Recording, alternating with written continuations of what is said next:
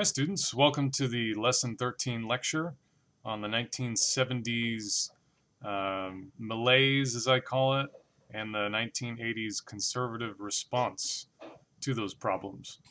Um, what's interesting, I find, is during the 1950s and 60s, most conservatives had reconciled themselves with the broad outlines of the New Deal consensus that seemed to have brought America out of the Great Depression and won World War II. The New Deal and the Great Society had expanded the power of the federal government, imposed numerous regulations on American business, and created a host of social programs that sought to improve the lot of the poor and minorities. The federal government increasingly protected rights of racial minorities, women's, gays, consumers, and the environment. In the early 1960s, the majority of Americans endorsed these liberal goals. There might have been some bickering around the edges over exactly how much government spending was needed, or whether the tax rate on top incomes needed to be 90% or 70%, but hardly anybody in the mainstream of the Republican Party disputed the idea that the government had an essential role to play in stabilizing America's capitalist economy and ensuring more equality in economic opportunity. Ronald Reagan's later idea in the 1980s that government is not the solution to our problems, government is the problem, was foreshadowed only by a few stalwart conservatives and libertarians. They were seen as a wealthy intellectual elite out of touch with the common people. William F. Buckley and his National Review magazine were seen as typical of this elitist conservatism. So, what changed between the 1960s and the 1980s that would lead so many conservatives to part ways from the New Deal consensus and return unashamedly to their roots? And there are three main factors I see. One is the challenge and tumult of the 1960s social movements, which alarmed and energized cultural conservatives. And then there was the perceived erosion of U.S. power in the world after America's retreat from the Vietnam War, which alarmed and energized military hawks. And most importantly, the failure of Keynesian New Deal-ish policies to address the 1970s stagflation crisis. So before we get to talking about more of those problems, let's look at who these new staunch conservatives tended to be in the 1970s going into the 1980s. One group was white Southerners. They had voted Democrat since Reconstruction, but were opposed to the Civil Rights Movement, some of them. Some were white supremacists who sincerely believed in the superiority of the white race and the inferiority of blacks, and who wanted to control blacks through segregation, disenfranchisement, and a discriminatory legal system. They felt fearful and threatened by the Civil Rights Movement, and the Democratic Party was now clearly more supportive of civil rights than the Republican Party, and many Southern whites refused to vote Democrat as a result. The Republican Party, not surprisingly, saw an opportunity to undermine the Democratic Party in the South. In these decades, the Republican Party, I would argue, maybe this is just my opinion, but I would argue they exploited Southern racism to persuade Southern whites to quit voting Democrat and vote Republican. But that wasn't the whole story. There are other factors too. The white working class outside of the South also tended to more and more join the Republican Party. The Irish and other working class European immigrant ethnic groups had traditionally voted Democrat. But now, white blue-collar workers were outraged by the Democrats' support of blacks and immigrants from Latin America and Puerto Rico, who were helped by the civil rights legislation and the war on poverty. These white working class people, the earlier waves of immigrants, they believed at this point in individualism, on getting ahead by one's own efforts, and so on. They resented the rising taxes to pay for programs that increasingly only seemed to benefit others. In the decades in the early 1900s, at the beginning of the century, these immigrant groups had struggled to get ahead without the assistance of as many federal programs, and they felt blacks and other minorities were getting unfair advantages and favoritism. Some of these voters were fairly blatant racist too. They did not want blacks in their children's schools, and they did not want blacks living in their neighborhoods or competing for the same jobs. Thus, they opposed the Fair Housing Act, school busing, and affirmative action. Conservative Republicans were able to exploit their fear and resentment. Third group would be white middle-class families outside of the South. Their middle-class values and culture were rejected, attacked, and ridiculed by the youth revolt. These middle-class conservatives were appalled by the wild behavior of young people and the social disorder of all the protest movements of the 1960s. They were angry with the loss of respect for authority and the protesters' open contempt for the police, the armed forces, and the university's administrations. These middle-class conservatives feared rising crime rates, drug abuse among white youth, and saw Black Americans as a source of these social evils. The economic hard times of the 1970s increased conservatism among the white middle classes as their incomes fell, their costs rose, and their taxes increased. Like working class whites, they resented their tax money being redistributed to the poor and to minorities. Fourth group was residents of the Sun Belt region. This region, stretching along the south from Florida to California, was growing fast with economic growth and population growth, with migration not only to new jobs, but also migration from retirement by the elderly. Those developing new industries, building new construction, opening new mines and oil wells, and cutting down forests deeply resented federal regulation and restrictions, such as protection of labor and the environment in particular. People in the western states were especially resentful of the growing power of the federal government.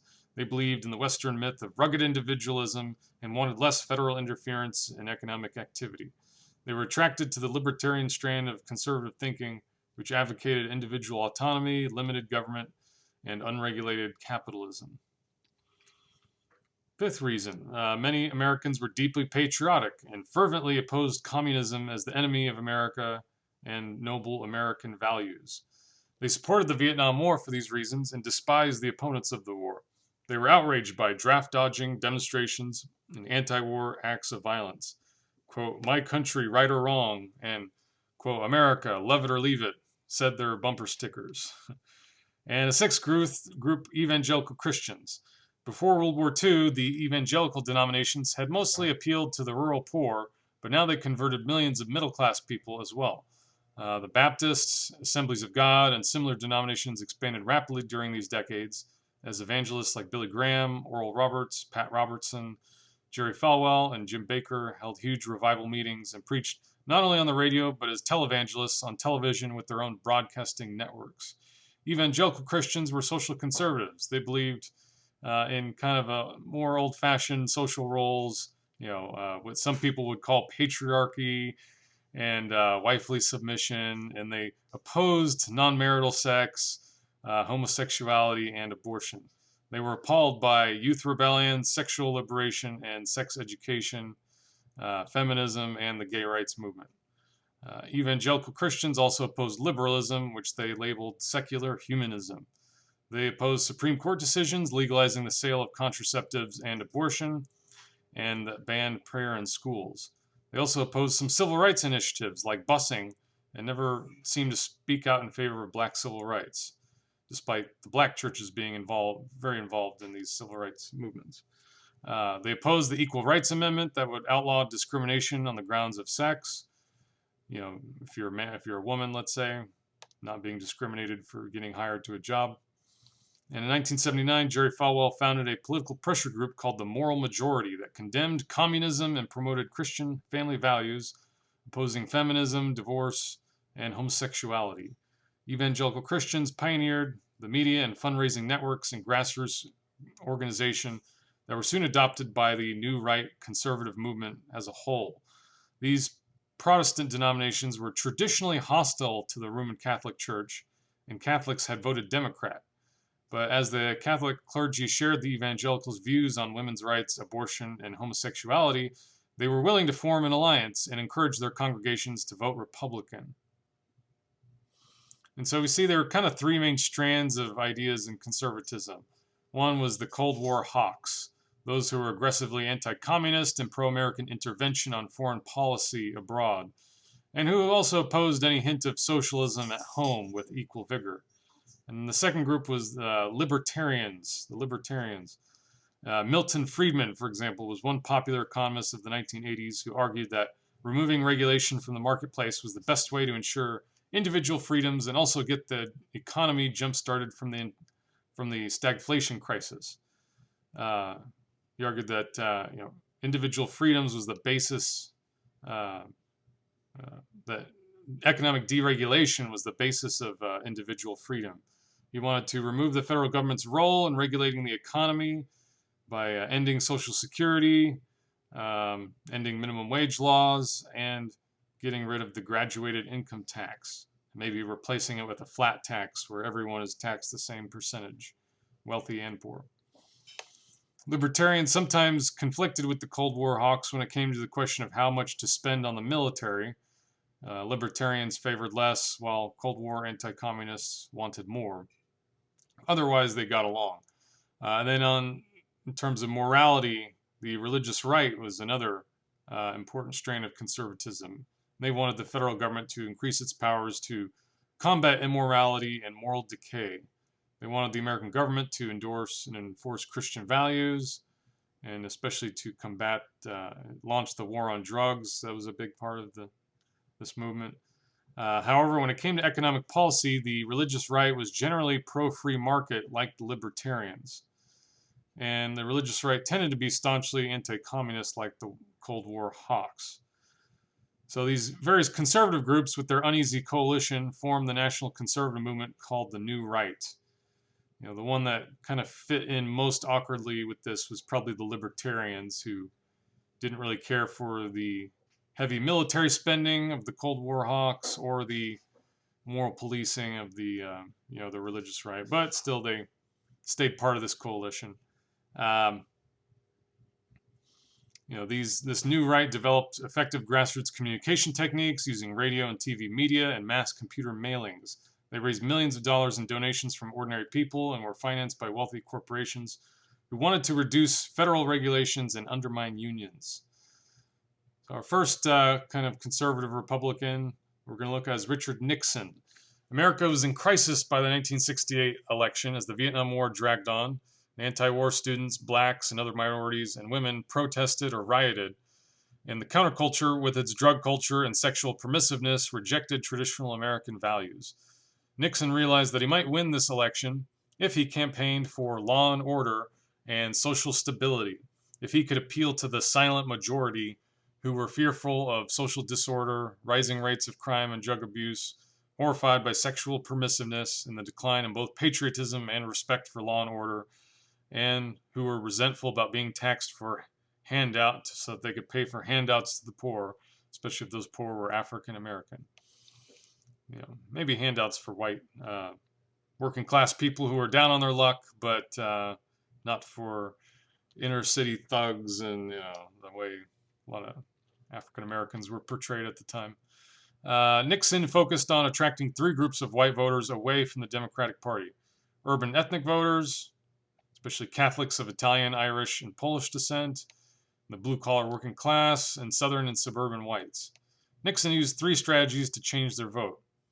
Exploiting their fears by campaigning on a law and order policy, exaggerating the dangers of those who threaten public order, winning over Roman Catholic voters by exploiting their opposition to abortion and pornography, and appealing to white racists by opposing forced school integration and opposing the busing of students into desegregated public schools. The reason why busing across districts was sometimes needed was many public schools became de facto resegregated on the basis of race after white flight from the inner cities to the suburbs left blacks and whites living in different neighborhoods in most major cities. So the schools kind of remained segregated, even though they were legally no longer segregated. And then to overcome this kind of the fact that they were, for all intents and purposes, resegregated, some cities tried to kind of forcibly, reintegrate the schools by busing some white and black kids across school district lines, which parents did not like. Oftentimes being told where their student had to go to school, especially if it was a little farther distance away, just so that you could have a more integrated, city. A lot of people didn't want to, make that sacrifice. So this was kind of called the Southern strategy. Nixon was the first Republican candidate to use this Southern strategy, fighting civil rights, making a big deal about that, to win over the traditionally Democratic Southerners who were outraged by their party's support of the civil rights movement. Although George Wallace, actually, he was a kind of a Southern segregationist who ran as an independent and won most of the Southern states in the 1968 election. The 1968 election demonstrated the growing split in the Democratic Party, North and South, and the beginning of the shift to the Republican Party in the South. The next conservative Republican we're going to look at is Ronald Reagan. Ronald Reagan came from a Democratic family. His father had a New Deal job. However, during Reagan's career as a movie actor, he came to prefer conservative Republican values. As president of the Screen Actors Guild in the 1950s, he led the crusade to eliminate communism from Hollywood. As a spokesman for the General Electric Company, he became proficient at giving upbeat, persuasive speeches. He first became involved in politics when he gave a well-received speech supporting Barry Goldwater's candidacy in 1964. Recognizing his potential as a charismatic leader and orator, the Republican Party in California persuaded him to run for governor of California, where he served from 1967 to 1975. He ran unsuccessfully for the Republican presidential nomination in 1968 and 1976, but won the nomination in 1980.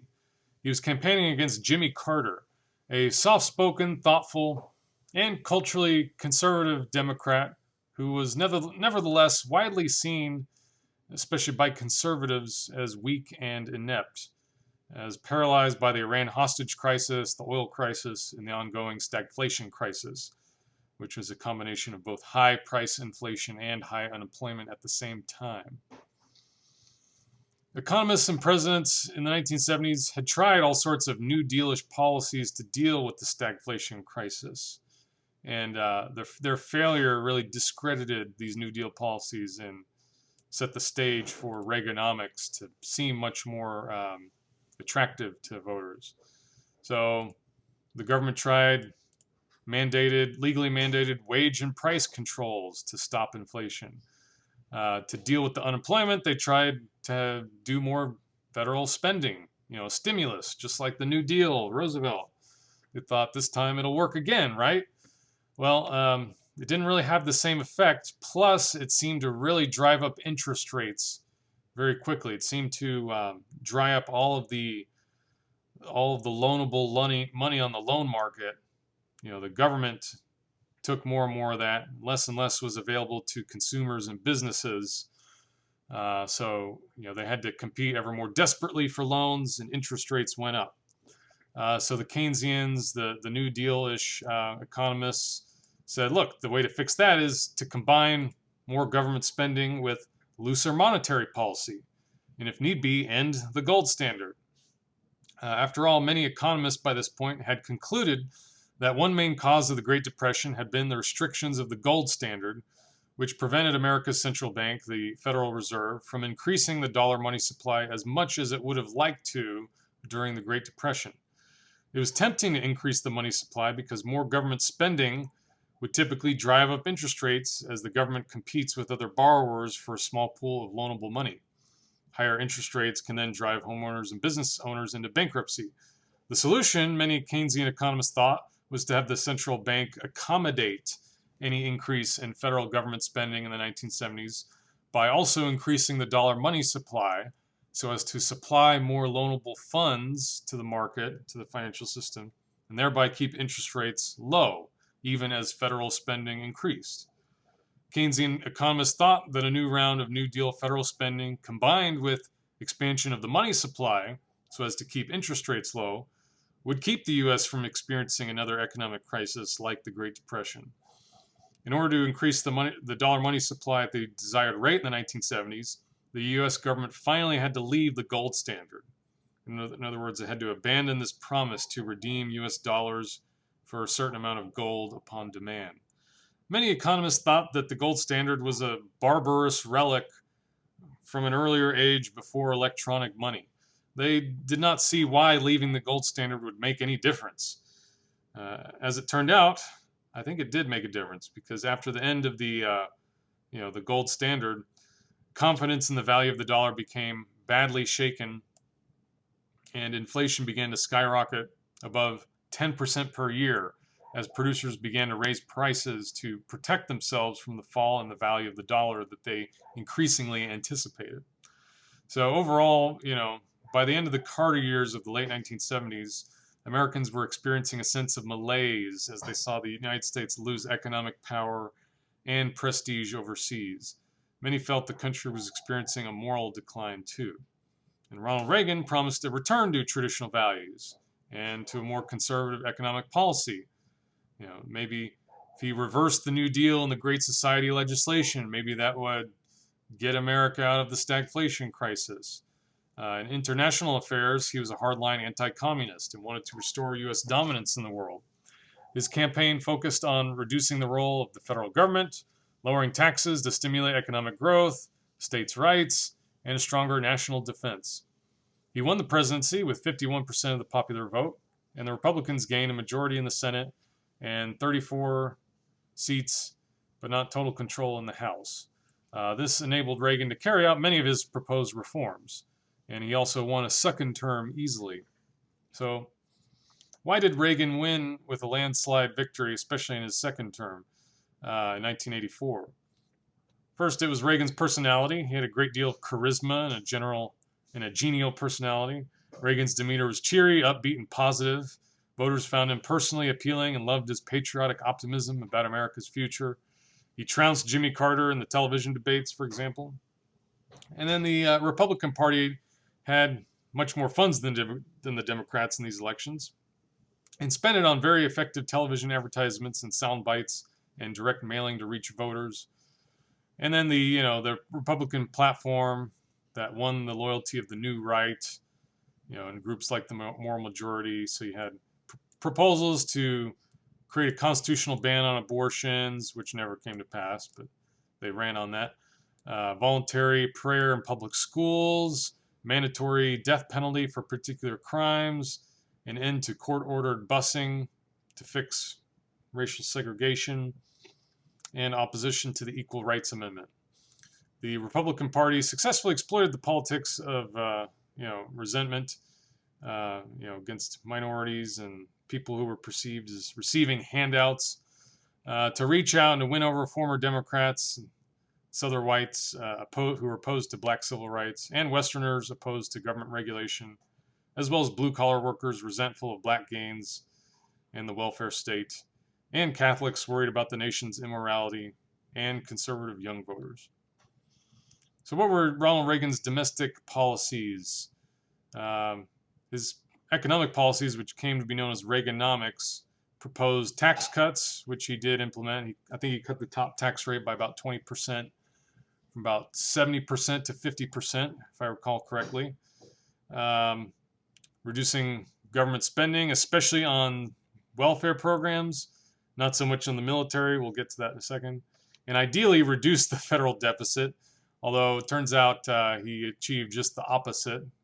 He ended up ballooning the federal deficit because he insisted on continuing to spend more and more on the military, even while cutting taxes. And then reducing government regulation of business and environment. This he did follow through on. And controlling inflation, which Reagan did pretty much have that to his merit. He got inflation down from about 10% at its worst back down to about 4% per year. Tax cuts enabled the Reagan administration to focus spending cuts on the social programs and environmental enforcement they disliked. Funds for food stamps, unemployment compensation, and American families with dependent children were cut. And Reagan and the Republicans weakened or eliminated federal regulation of workplace safety, healthcare, consumer protection, and the environment. The EPA lost much of its funding, and the Reagan administration also opposed unions, breaking the air traffic controllers' strike. However, neither the size nor the functions of the federal government contracted much, and federal spending actually rose rapidly because of a massive increase in military spending. Without the tax revenues to pay for the spending, the national debt rose from $700 billion to $3 trillion. And so what was this conservative foreign policy that needed this huge, beefy military? For example, the B-1 bomber was revived, and the MX missile system was developed. Massive amounts were spent on a strategic defense initiative, or Star Wars program, which was intended to create a computerized shield of satellites and lasers that would stop incoming missiles from reaching the U.S., which never actually ended up working out. We do have some missile defense technology that just uses faster missiles to seek out and destroy incoming missiles, but as far as I know, they're only about 20% effective. They'll probably hit about maybe 20% of incoming targets. So all that funding never really panned out that much to make much of a difference, in my opinion. But what it did do is it resumed an arms race with the Soviet Union, a race that the Soviet Union's economy could not sustain. And this was one factor in the collapse of communism in Russia. They were devoting like 25% of their overall economic output to their military spending out of paranoia against the U.S. military, which probably was not wise of the Soviet Union to be doing that in hindsight. Initially, Reagan revived the Cold War and committed the U.S. to fighting communism around the world. He was openly confrontational towards the USSR, the evil empire as he called it, and used harsh anti-Soviet rhetoric. The Reagan doctrine was give open and covert aid to all those fighting communism. So, for example, in 1983, he ordered U.S. forces to invade Grenada, a small Caribbean island, to successfully overthrow a new communist government there. Gave covert aid to Islamic fundamentalists who were fighting communist forces in Afghanistan. He bombed Libya. He negotiated an arms for hostages deal with Iran, and then covertly and illegally sold arms to Iran, and then used those profits to finance the Contras, who were the counter-revolutionaries, like the right-wing, as they were called, death squads, trying to overthrow the left-wing Sandinista government in Nicaragua. The use of these funds was not appropriated by Congress, was not authorized, and it was blatantly unconstitutional and also illegal under international law. The U.S. was later found guilty of war crimes against Nicaragua by the World Court. But when Congress investigated and the Iran-Contra scandal broke, it did not affect the president's popularity. President Reagan claimed that, he didn't know any of this was going on. It was all his underlings, his people down lower on the chain who were meddling in all this. He claimed ignorance of all these things. In his second term, however, Reagan shifted to diplomacy to end Soviet communism and worked with Mikhail Gorbachev, leader of the USSR, on arms reduction. They met at 4 summit conferences and by 1987 had agreed to destroy the intermediate range missiles in Europe in the Intermediate Range Nuclear Forces Treaty. And in 1988 in Berlin at the Berlin Wall, he argued, "Mr. Gorbachev, tear down this wall." This did happen in 1989, the year Reagan left office. The fall of the Berlin Wall initiated a chain reaction. Other countries in the communist bloc sought to escape Soviet communism. Even the Soviet Union itself disintegrated in 1991, as Russians and other nationalities of the former Soviet Union proclaimed their own new independent, non-communist countries. And then we get to the First Persian Gulf War. After Ronald Reagan finished serving his second term, his vice president, George H.W. Bush, was elected to the presidency, benefiting from Ronald Reagan's popularity. The world that George H.W. Bush inherited was quite different. The Soviet Union was falling apart. The Cold War was over. The chance of global nuclear war seemed to be becoming more unlikely. Yet there were still challenges for America's leaders to face, both economic challenges at home and most notably, new foreign policy challenges in the Middle East. During the 1960s and 1970s, Middle Eastern countries had tense relations with the United States. Their leaders resented the U.S. government for its support of the State of Israel, which had been founded after World War II on land that had, in large part, previously belonged to Arab Muslims living in the region. Many of those Muslims had to leave. They had to leave and go to neighboring countries, and they brought their bitterness with them. Thus, there were several wars between Israel and its neighboring Muslim countries during the 1960s and 1970s. One of these wars, and the U.S.'s support for Israel during that war, led the Arab Muslim countries of the Middle East to temporarily cut off oil supplies to the U.S. in the 1970s. This sent gas prices in the U.S. through the roof and led to long waiting lines at the gas station. By the 1980s, tension between the U.S. and these Arab Muslim countries had cooled down somewhat, only to be replaced by tensions between the U.S. and the new revolutionary Islamic government in Iran that had kicked out a pro-U.S. dictator in 1979. This was a dictator that the U.S. had installed in a military coup in 1953 in order to prevent British-owned oil assets in Iran from being nationalized. Immediately, the new Islamic government in Iran got into a war with their neighbor Iraq. The Iran-Iraq War lasted throughout the 1980s and brought millions of casualties on each side. Iraq emerged from this war victorious and emboldened, with a mobilized land army of close to 1 million soldiers. Iraq's leader, Saddam Hussein, gambled that it would be a great opportunity to seize the neighboring oil-rich Kingdom of Kuwait. However, when Saddam's tanks came rolling into that defenseless country, leaders from the United States and elsewhere around the world condemned the blatant aggression and began discussing plans for how to liberate Kuwait and teach Saddam Hussein and other would-be invaders a lesson, not repeat the mistakes of appeasement like the British had done with Hitler before World War II, where they let him get away with annexing neighboring territories. Thus began the planning for Operation Desert Shield and Desert Storm, which in early 1991 decisively drove Saddam Hussein's forces from Kuwait and crippled the Iraqi army. The U.S. victory in this first Persian Gulf War seemed to many like a capstone on America's achievements during this conservative era in American politics. However, the war left many problems unresolved. Saddam Hussein still ruled over Iraq. Muslims across the Middle East were still furious at the state of Israel for its treatment of Arab Muslims in the region of Palestine, and Islamic fundamentalists still ruled in neighboring Iran. And the same Islamic fundamentalists that America had been arming to fight against the Soviet Union in Afghanistan began to set their sights on America, whom they considered to be an equally, heathen power as the Soviet Union, meddling in the Middle East, and in the U.S.'s case, was also guilty of propping up corrupt monarchies like the Saudi kingdom. The Islamic fundamentalists in Afghanistan would later become the Taliban, whom the U.S. is still fighting in Afghanistan to this day, ever since the 2001 attack, September 11th attacks on the World Trade Center, which we'll get to that in the next lesson, but until then, enjoy and best wishes.